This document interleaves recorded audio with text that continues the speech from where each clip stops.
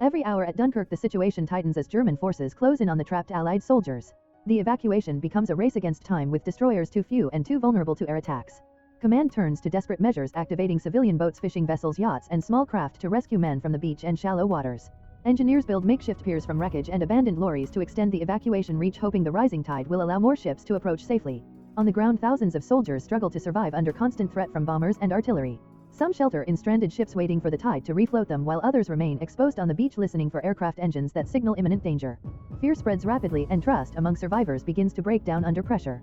At sea, small rescue boats like Mr. Dawson's continue pushing toward the evacuation zone. His son Peter and young volunteer George help bring wounded men aboard even as chaos surrounds them. Dawson refuses to turn back, believing every life saved justifies the risk. Meanwhile, British Spitfires battle German aircraft overhead, occasionally gaining brief victories that do little to stop the overall danger. Inside stranded boats, tensions rise sharply.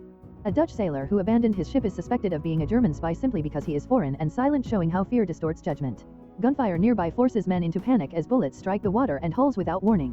One damaged vessel begins taking on water, forcing the crew to consider throwing men overboard to prevent sinking. Accusations, fear, and desperation nearly lead to violence among survivors. Just as collapse seems inevitable, the tide begins to lift the stranded boats. Engines restart and movement becomes possible again, but danger remains constant with enemy aircraft still circling above. Across the evacuation zone, oil from destroyed ships spreads across the sea, turning the water into a floating hazard that could ignite at any moment.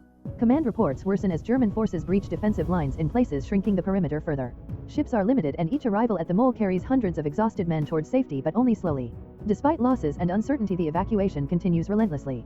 Civilian crews continue rescuing soldiers from wreckage and water, often under fire. Wounded men are stabilized on board while others struggle to cope with shock and exhaustion. Some soldiers are too traumatized to speak, staring silently at the sea as they are carried away from Dunkirk. Occasionally, German fighters dive toward evacuation boats, forcing crews to maneuver desperately to avoid destruction. Some attacks are successfully evaded or countered, briefly boosting morale, but every victory is fragile and temporary. As boats finally reach England, survivors step onto solid ground to mixed reactions.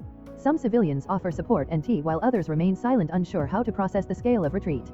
Exhausted soldiers board trains heading inland, reflecting on survival rather than victory. News and speeches frame the evacuation as both disaster and necessity.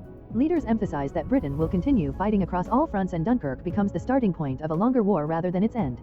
For the men who survived, however, there is no grand meaning in the moment, only exhaustion, relief, and the fact that against overwhelming odds they made it home alive.